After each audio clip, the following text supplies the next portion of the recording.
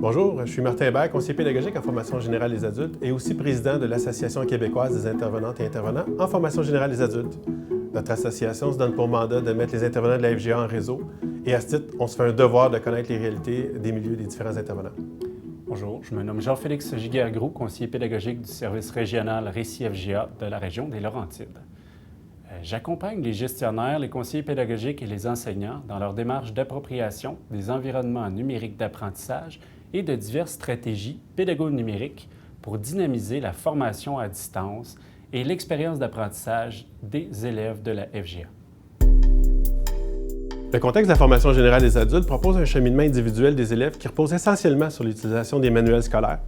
Les enseignants se retrouvent bien souvent à enseigner à des élèves qui sont à des niveaux d'apprentissage différents. Ça rend pratiquement impossible la réalisation des activités en équipe. Le socio-constructivisme est très difficile à appliquer dans ces circonstances-là parce que les élèves sont à des niveaux variés et souvent en enseignement individualisé.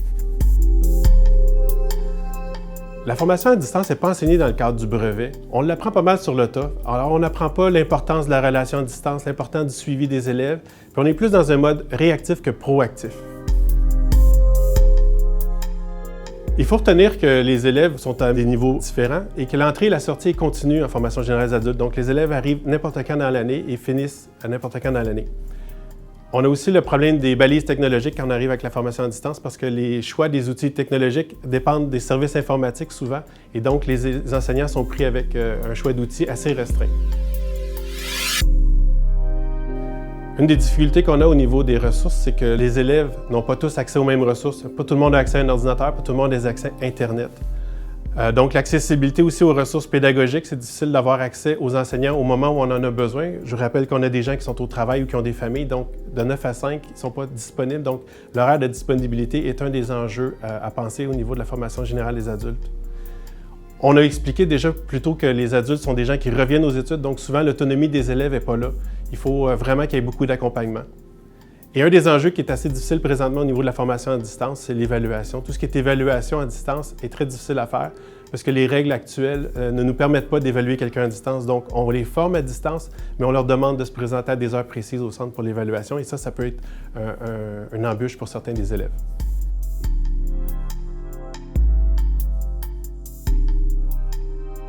Le niveau de compétences numériques des enseignants est très varié. Il est donc pour le moment bien difficile d'offrir un contexte d'accompagnement et de formation qui peut convenir à l'ensemble des équipes d'enseignement. Donc, il y a un seul récit par région donc, qui s'occupe du service FGA et doit desservir plusieurs centres de services scolaires. Donc, pour répondre aux besoins plus spécifiques des milieux, on doit offrir différents contextes d'accompagnement. Pour ce faire, plusieurs centres ont libéré des ressources locales mises à la disposition de leur équipe. Ces enseignants ressources peuvent répondre à plusieurs besoins sporadiques et techniques pour servir de relais à la ressource régionale qui offre alors un contexte d'accompagnement plus spécifique aux besoins pédago-numériques. Une des approches qui a été mise de l'avant par les services du Récit FGA fut de mettre en place plusieurs ressources en ligne pour répondre aux besoins spécifiques des enseignants de la FGA.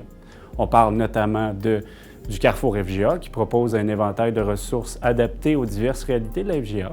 On parle de Alexandrie, qui offre un répertoire de plusieurs activités d'enseignement, répertoriées selon les matières, selon les cycles de cours. Le site du Récit FGA, qui offre également plusieurs publications, relaie plusieurs réalisations issues des différentes régions du Québec, en plus de proposer une banque d'outils et publiciser les différentes formations qui s'offrent dans l'ensemble du réseau. On a également les après-cours qui offrent une tribune aux enseignants de différentes matières qui peuvent partager leurs questions, leur expertise lors de rencontres virtuelles. On a le Moodle FGA qui offre un environnement numérique d'apprentissage spécifique à la réalité de la FGA tout en offrant un forum d'échange de matériel et de bonnes pratiques. Quand on parlait des problèmes d'évaluation dans la formation à distance, il y a des ententes entre les centres de services scolaires pour pouvoir faire des évaluations dans d'autres lieux que l'école. Pour les élèves qui manquent d'équipement, on a de plus en plus la disponibilité d'équipement qu'on peut prêter aux élèves pour qu'ils puissent travailler à distance.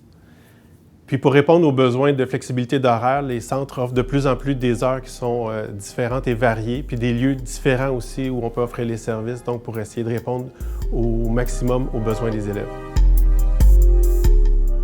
Lors du confinement, la mobilisation des services Récit FGA a permis d'offrir, à partir de la plateforme des après-cours FGA, des webinaires d'accompagnement à l'appropriation des environnements numériques d'apprentissage. Plusieurs initiatives ont été mises de l'avant dans le but de développer des contenus d'apprentissage adaptés aux différents types d'outils numériques, notamment les téléphones intelligents.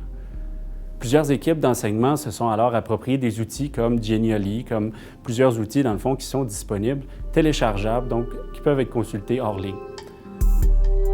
La clientèle du secteur adulte est composée d'une très grande diversité de besoins et d'un flot perpétuel de nouvelles inscriptions et de décrochages sporadiques. Considérant que l'abandon est trop souvent une option, encore plus dans un contexte de formation à distance, plusieurs enseignants ont entrepris de mettre de l'avant des contenus d'apprentissage dynamiques et interactifs pour stimuler la motivation des élèves. Plusieurs offrent même des temps de disponibilité ou des lieux de rencontre virtuels afin de répondre à un besoin relationnel et organisationnel malgré la distance. Offrant de la formation en francisation pour les nouveaux arrivants, l'encadrement à distance doit prendre en compte les différents niveaux d'appropriation linguistique des apprenants, ce qui demande une très bonne préparation de la part des enseignants. Un des chantiers actuels du Récit consiste à mettre en place un répertoire d'outils pédago-numériques tenant compte des intentions pédagogiques souvent soulevées par les enseignants de francisation. Des équipes d'enseignantes passionnées et dévouées travaillent extrêmement fort à proposer des activités adaptées à leurs besoins. Plusieurs d'entre elles sont très actives dans les communautés de partage des après-cours. Elles verront bientôt le jour, donc soyez à l'écoute. Dans le contexte actuel où les mesures sanitaires influencent l'environnement d'enseignement, l'évaluation des apprentissages est un véritable casse-tête.